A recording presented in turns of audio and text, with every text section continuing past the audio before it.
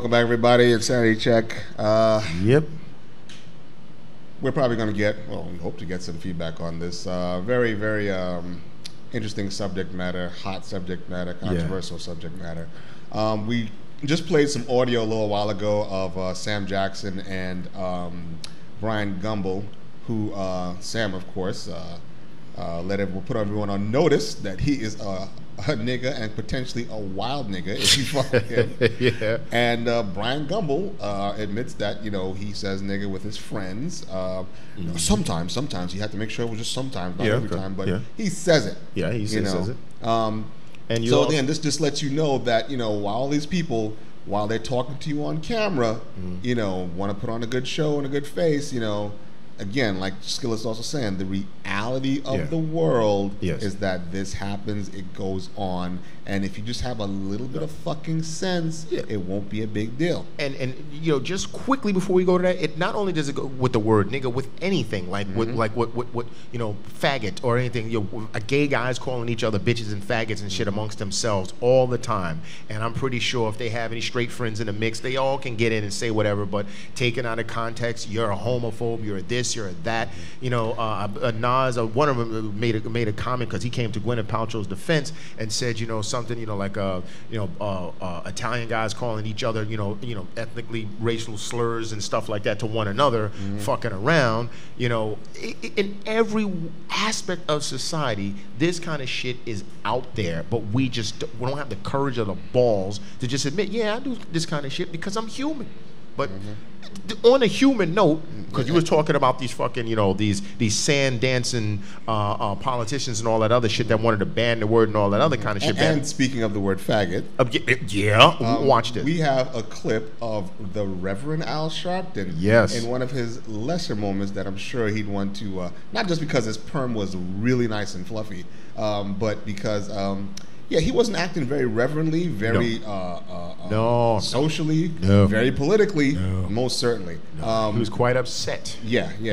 He was being human. And so this is the Reverend Al Sharpton. Okay. Ward and Al Sharpton saw something in each other they were using. I'm tired of the Megan B. You ain't nothing. You a punk faggot. Now come on, do something. That was, not only are you a punk faggot, but come up here and do something. So Al was ready to engage in violence. Yep. He made a anti-gay homophobic slur towards slander. And he was violating all fashion codes that he could fashion code. He violated the FCC because you can't be going on, you know. And then, like you said, he challenged this man to a fight. And he did it in a mad ghetto hood way. Yeah. That after disrespected him, calling him a punk faggot, then told him to come do something about it. So I mean, but this is Reverend Al. Yeah. You know, who will you know, wag his finger and, you know, shame and stand up on his soapbox, but you know, he has a radio show out here in New York City, you know, and he had a moment. So really quickly, we have a clip from The View. Oh yeah, well, Whoopi and everybody's discussing, and Whoopi is on the actual N-word documentary too. So if you ever want, you want to go check that out, the N-word documentary is on YouTube. It's on YouTube. I think it's in 8 parts. They broke it up. And she has, you know, her take on the word. Right. But this is mostly her talking about trying to explain to, you know, most of the rest of her white cast what happened and, you know, why it happened and why black people would be upset. You know, she was, you know, on both sides, but we'll just play it. Gwyneth Paltrow is the latest celeb in trouble on Twitter after posting a photo of her dancing on stage in Paris with Jay-Z and Kanye West at the concert. And the caption says, N-word in Paris for real. Now, after people sent loads of negative responses, she tweeted back, hold up, it's the title of a song. Listen, Whoopi, you and I were talking about this before. Would you just explain this to me? What did she do that was wrong? Who's mad at her? What's it all about? I'm not sure who's mad at her, but I do believe that what tipped people over the edge, whoever's pissed off, is that she wasn't just talking about the title of the song. What she did is she sort of assigned who they were. Well, because you took a photo, right? She was in a photo with everybody, right? Because if you say, listen, I'm here in Paris, a lot of us know that that's the title of the song. Okay. So what's the problem? As soon as she assigned the title of the song to Jay-Z and Kanye West, it became a different connotation. Why? Because she was basically saying, I'm here on stage in Paris. That's different. That changes, you know, it changes. I thought she had included herself in that. No, basically, as soon as she said, for real. We knew she wasn't talking about herself. I see. But then she said, hey, guys, she said, it's a title the name of the song. But the name of the song is For Real. So I think but I would ask, when is this? I don't know that there's any time that a white person could say that and not get a backlash, but not get a backlash. But not get a backlash for using it. That's what I would say. You know, if you got a group of people that say all the time, it offends them when they say it. Even if you have friends who go, oh, it's okay to say it, or if all the time you see there's a backlash, then whenever you use it, there's always one person who thinks there will be no repercussion. Because she was with the photo that she showed. She's the only white girl in the photo, right? Yeah, she was with Beyonce. So are the people that she's with? Did they get offended by it? I don't know if they read the tweet. It doesn't matter. She tweeted it. There's things you do with your friends you're opening yourself up, which is what Sherry is saying. And the world has let you know. Wait, did you hear that? That was brilliant. She said, if you tweet it, you eat it. Right? And that's the bottom line. So she's eating it a bit, and she probably won't do it again. People are not learning about Twittering. It's very dangerous. It's dumb.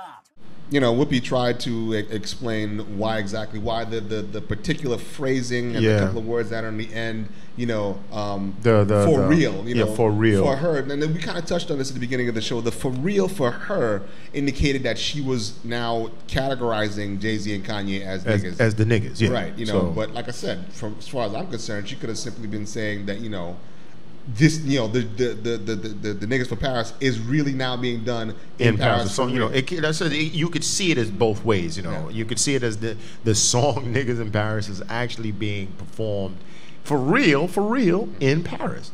You know, so that's like I guess if you know, when Donna Summer did that having dinner with Gershwin, I guess if she was actually there with Gershwin or something, she'd hey, oh shit, it's dinner with Gershwin for real. So I can understand. Look, but we just have one more video we want to show you guys. Just one more quick one. Hopefully that everything goes well. But so it's Ricky Gervais, Chris Rock, Jerry Seinfeld, and Louis C. Clark. Louis C.K. Louis C. Clark. Yeah. Louis. A descendant of Louis and Clark. Yeah, Louis C.K. They're talking about they're comedians just sitting around talking, and two uses the word and it just on stage, and two does not. So White people are rich, they're just rich forever and ever. Even their kids are rich. But when a black guy gets rich, it's countdown to when he's poor again. He's the blackest white guy I fucking know. And then all the negative things we think about black people, this fucker. You're saying I'm a nigger? Yes, you are the niggerest fucking white man I have ever... Oh, amazing! I don't think he could do that. Oh, what? I don't think he has those qualities. Only two. I mean, no, you don't even understand. Really? You don't really know him. Like I've worked with him. No, like your bit about. No. I wouldn't use it anywhere. No, exactly. These two. We say nigger on stage. On stage. You guys don't. That's an interesting two teams that's here. The difference between That's right.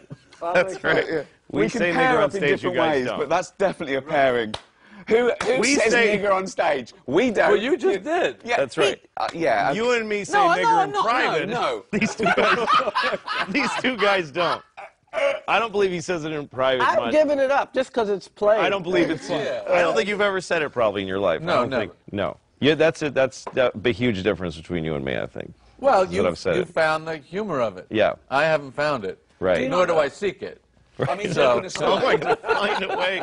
Find a way. Can I squeeze? You know what, though? Jerry, all of a sudden, having a great nigger bit would be pretty amazing. Yeah, it would be amazing. Oh, it'd be amazing. Because he retired it. Yeah. He retired it. No, he did. In '96. Yeah. I'm done with it. Yeah. Anytime you come even close to cursing, people, oh, shit. Yeah.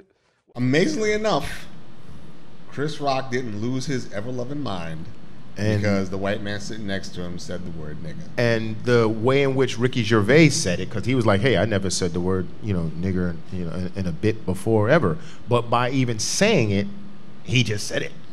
By saying I don't say the word nigga, you just actually said the word nigga.